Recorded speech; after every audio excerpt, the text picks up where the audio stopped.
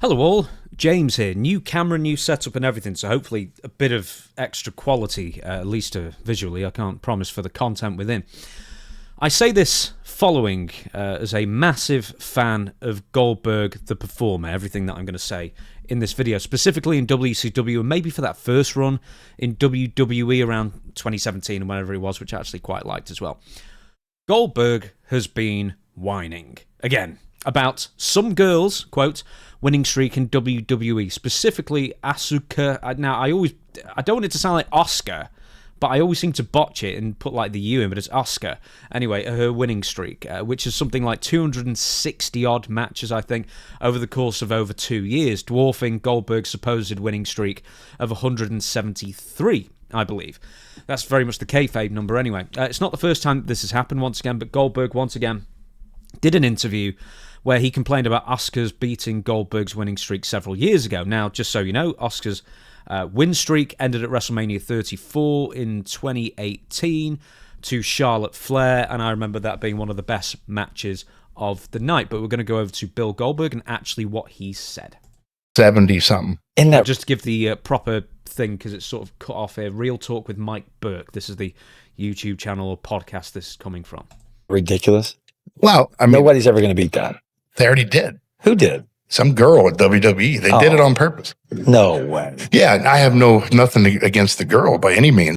Well, I mean, he keeps mentioning that he's got nothing against the girl. This is the old camera, by the way, as well, so if there's a big difference in quality. Two things I want to ask. Well, actually, there's quite a few things. This is actually in Goldberg's, like, hangar or garage or whatever. But apart from the fact that, okay, right, I don't know why there's just a massive gun in the middle. I don't know quite what that adds on to anything and why, like, the two guys are so small. That could be the biggest gun in the world as far as depth perception is concerned. Anyway, it looks wrong. There's two more things I have to bring up. One, Goldberg is wearing a microphone with a stand inside his, like, Terry hoodie kind of thing. I don't know why he's done that, but I checked the beginning of the video and he talks about, I've never had audio quality like this in my life, and it's like, it's a pair of pod mics. They're like really cheap as well.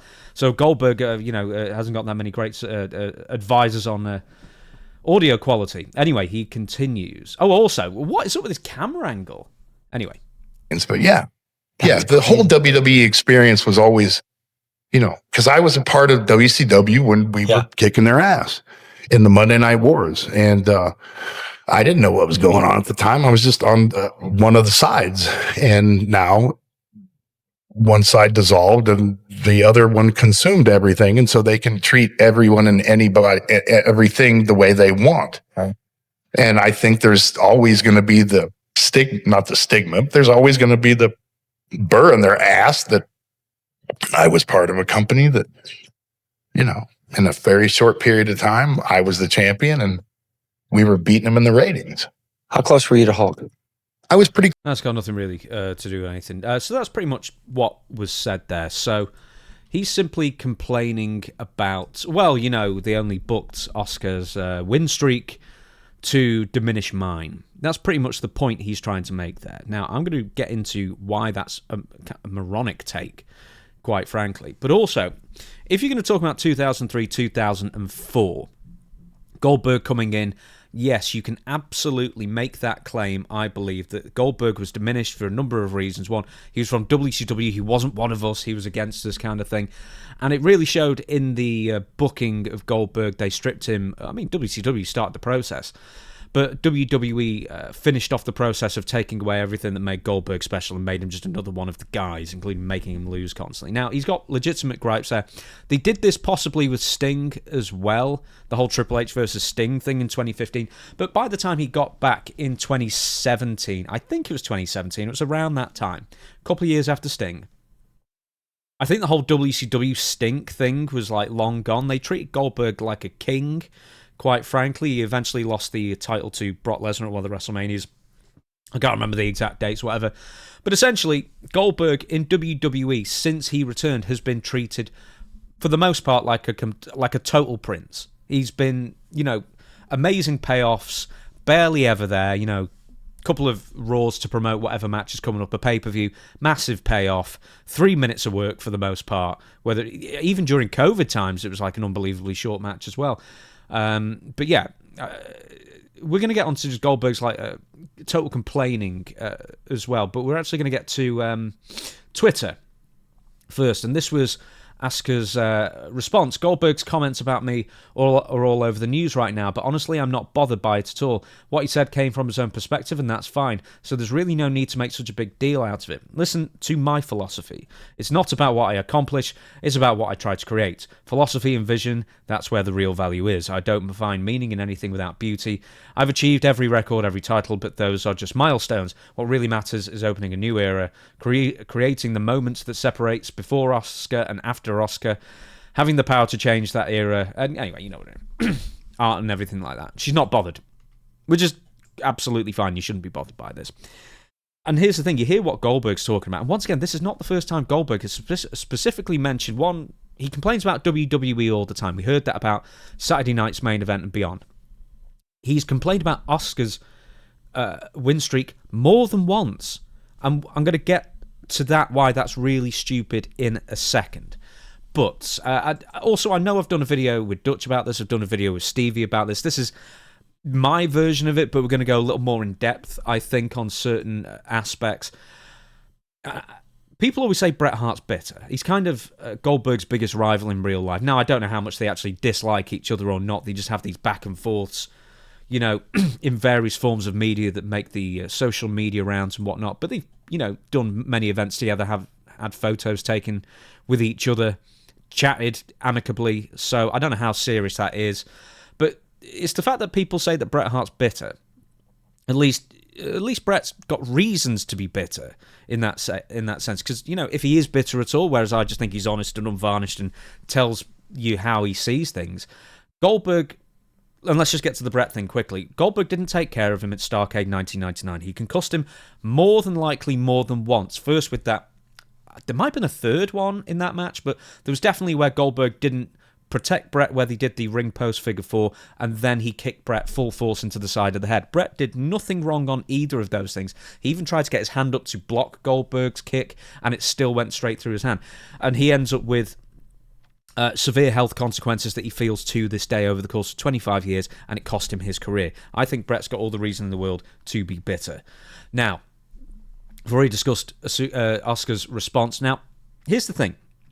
What's Goldberg's excuse for continually being upset with WWE all about? Because, now, on the other videos, we say Goldberg's a mark for himself, which means he takes himself too seriously. There's nothing wrong with taking himself too seriously. I think more people in wrestling should do that. Like Bret, he always took himself and his business seriously. Too seriously, that's up to the in the eye of the beholder. But Goldberg goes beyond that. He goes to the mark of conspiracy theories and not being able to tell fact from fiction kind of mark. But here's where I'm getting at. Saturday night's main event, he was really, really upset with that because he did his match. It was 14 minutes or something like that, one of the longer matches he's had in quite a while. They cut off his ending speech after about 30 seconds, and the rest of it ended up being like a YouTube or social media exclusive, and he was really upset by that to the point he wanted to come back out of retirement immediately just to do another match and another speech, I guess, because he didn't even like the match. Once again, another theme is going to be that Goldberg's a total malcontent for anything he does. Not necessarily a bad thing, but the whole thing that he described Goldberg was saying was that it was one giant conspiracy against him to make him look as bad as possible. Now, I completely disagree with that. I think it is merely a timing issue on live TV. It does happen. It happens in WWE, happens in the news, happens everywhere. But look at it from this way. He got several weeks of television. He probably got a high 6-figure payoff if he didn't get a 7-figure payoff for one match and ultimately 14 minutes of performing. How can anybody... And yeah, you got to do the speech in front of the arena. More people probably watched it on YouTube than on Peacock, or NBC and Peacock combined, or around the same, I don't know. And yet he's still really, really angry about it and really, really upset about it. And once again, I don't get it. It's just everything... And this isn't an isolated incident. There's Asuka thing. There's Saturday night's main event. There's Saudi Arabia matches where he wasn't feeling well and he had to go back in. There were ones before that, you know, all the way through his WWE resurgence in the last 7 or 8 years. There's always been interviews that he's done in public, obviously, because they're interviews, where he's knocked WWE for not treating him right or treating him according to how he felt he should be treated. And I was like, man, treat me like that. I mean, if I'm going to be paid $1 million or more just for turning up to Saudi Arabia, feeling a bit rough from the after effects of COVID, I would die and come back from the dead for a $2 million payoff for a 5-minute match at Saudi Arabia. Now, that's obviously hopeful thinking on my part. No one's ever going to, one, pay me that amount of money, and two, I'm never going to go to Saudi Arabia.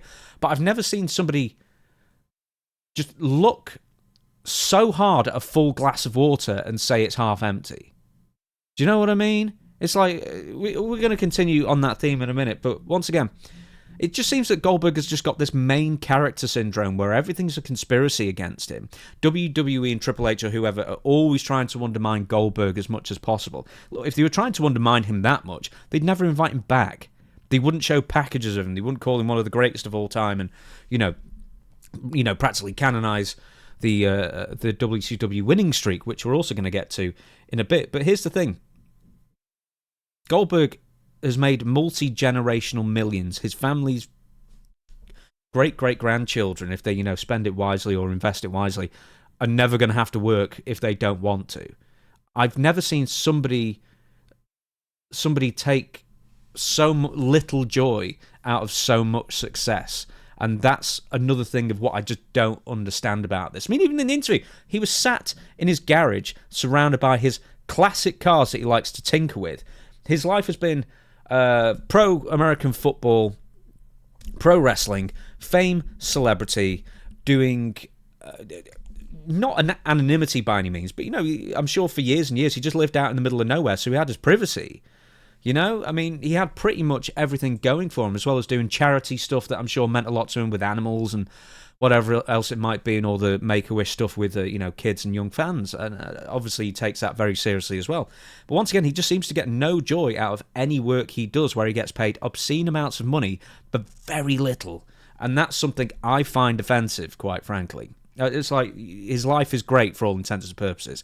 And it's just all this inconsequential nitpicking. And I also wonder that when he does these interviews, does he think people agree with him? Because it's just like, you're not a man of the people, dude. You're complaining about a woman wrestler's fake win streak, that she had more fake wins than you did have fake wins in WCW fake wins. It's just nuts. Anyway, and now I say this. I love complaining. Right? I mean, that's like my life. That's what gives me energy, is complaining. I mean, ask anybody who knows me. I like complaining. I'll complain about wrestling, the news, the weather, nothing at all. I'm basically the modern-day Carl Pilkington. I feed off moaning. But the difference is that I never actually say that life is bad. I mean, life's pretty darn good for me, and I count my blessings pretty much every day because of it. And I rarely sweat the small stuff as a consequence of that. Whereas I'm wondering why Bill Goldberg... And I'm going to say, like, Bill Goldberg, just because Brett says it, and then Stevie was doing it the other day, and it kept making me laugh. That I don't understand how somebody can be making so much money, have everything going right in their lives, at least from the outside looking in, and then just be so affected. That's what I get.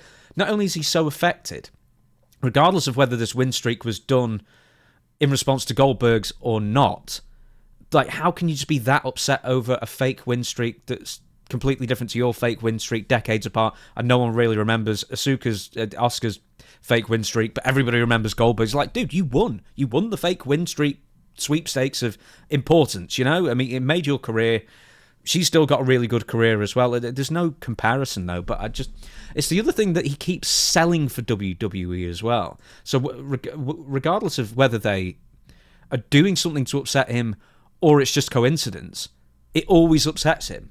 So therefore, it's definitely giving some people in WWE a load of pleasure to set off the malcontent Goldberg once again. It's just, if something bothers you, the last thing you do is tell the person who's bothering you that it bothers you. I mean, that's Wrestling 101. For ribs and stuff, I mean, you don't sell the rib, and you don't sell that something's bothering you unless you want it to happen 100 more times.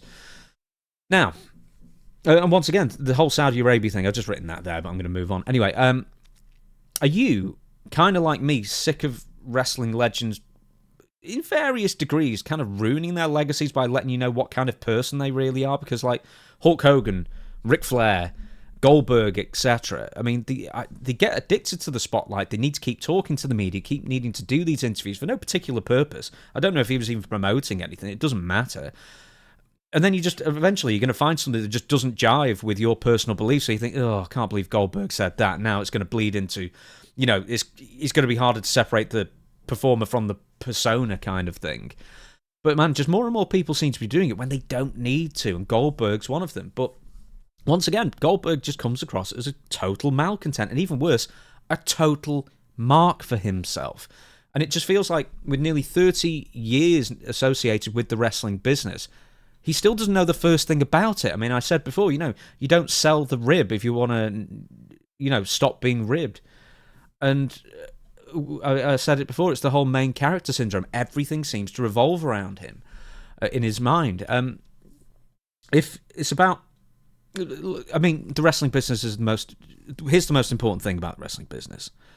It's not what you make, it's what you save. That's obviously the real thing. There's, trying to get as not hurt as possible, get out with some money, and then get to retire early and not have a proper job. That's basically why people are trying to get into wrestling, other than the fact that they just love wrestling and always wanted to do it. Goldberg didn't. A lot of people didn't as well, and there's no shame or no knock against people who get into it purely for the money or purely because they don't want to work in an office.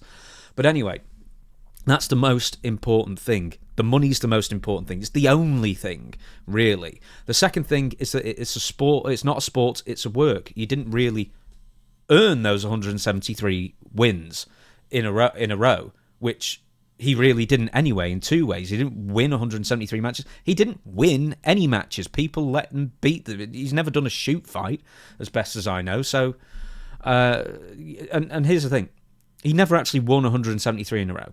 He actually won something like 155 in a row, then WCW started inflating the numbers. That's the real fake number, if you want to go that way. But the real number is that his streak, because he'd already lost to Chad Fortune, maybe Ernest the Cat Miller beforehand, the televised streak of wins actually ended at 7, because he went no contest with Disco Inferno in a WCW Nitro match for the television title.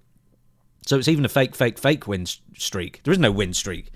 But that's the power of television. It's all story. So anyway, it was conjured up by Mike Tenay, for those who don't know, implemented by the likes of, who knows, Kevin Sullivan, Terry Taylor, Eric Bischoff, everybody else who was booking or had a hand in it, and as well as people who put it over on commentary like Bobby Heenan especially, that made it more important. There is no need to hold on to this, once again, fake win streak so tightly like it was a real accomplishment. The real accomplishment is that it drew lots of money. The streak aspect is not an accomplishment in any way because it was fake, because people let you beat them, and because a booker or writers said that you're going to win that night.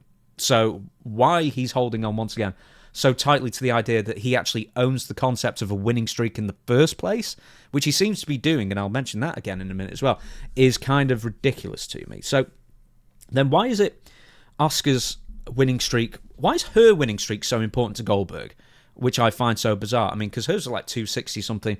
If you're going to go on kayfabe win numbers and win streaks or whatever, hers dwarfs Goldberg. But once again, it's nowhere near as important than Goldberg's, because Goldberg's in the modern era drew more than anybody else's by leaps and bounds, apart from maybe Hulk Hogan's. Now, Jade Cargill also had a fairly similar win streak. Not as many matches, obviously, because they weren't really doing as many house shows. But I don't know if it got to 100, but it was a lot. And he's never mentioned Jade Cargill, in AEW. Ryback won for months on end, doing the exact same thing as Goldberg, to the point they were chanting Goldberg at him. He's never mentioned Ryback as like, how dare WWE book Ryback on a winning streak? As best I know, he might have done, actually. But then there was also Umaga and Braun Strowman and Rusev. They all had win streaks. They were all monster wrestlers in various physical forms. They all look different, obviously. Roman Reigns, head of the table. He was undefeated, I think, for years. Maybe a tag match here and there. Hey, but once again, Goldberg's streak, featured loads of no contests, which aren't wins. And then after Bill retired they were all after Bill retired for the first time, by the way, but only for whatever reason, Goldberg just pisses his trunks over Asuka's win streak. Work that out for me. But what I loved was how after these comments were made, public, it felt like WWE editors, right, went into overdrive just to wind Goldberg up. Now, he may have a point about this, but he hasn't commented on this yet, is that randomly in WWE Raw this past Monday, they just had an Asuka hype video, and it specifically mentioned her win streak that ended 7 years ago. No, undefeated for nearly 2.5 years kind of thing. 900 and something days, or however they termed it. Now, that, I think, was a shot at Goldberg, but once again, he will probably see that or be told about that, because I'm sure he doesn't watch. And he would get a real bug up his arse about that. This streak thing, you're just doing this for me. Well, that time they will be. Or, could well be. But I can't conceive of the person who it would let them bother. That kind of thing would let them bother them. Especially someone that probably has 8 figures in the bank, multiple properties, tons of land, privacy, lovely family, all that kind of thing. I cannot force... I can't even think of the words to say. I cannot sympathise or even understand the kind of person who would get bothered by that in any way. So, and once again, it literally upsets one person on earth, and that's Goldberg, because apparently he's just not content. And I don't know why he's not content at this point. I mean, he seems to think that every single streak, before or after his arrival in pro wrestling, is either a direct rip-off or even a parody or even a direct slight. Anyway, this is where it becomes really asinine, an argument, because winning streaks have been a part of pro wrestling for centuries, and I'm talking from the 1800s. This has been a thing in pro wrestling. Frank Gotch, George Hackenschmidt, Verne, Gagne, Antonio Inoki, Fabulous Moolah, Andre the Giant, Hulk Hogan, Curt, Hennig, Ultimate Warrior, Tatanka, and more all had celebrated win streaks, whether real or imaginary. And most imaginary, I'm giving, for example, Andre the Giant, because he wasn't undefeated for 15 years. So was Goldberg just ripping off Frank Gotch after all this time? Why is he not paying tribute to Frank Gotch and his undefeated streak of 10 or 15 years or whatever?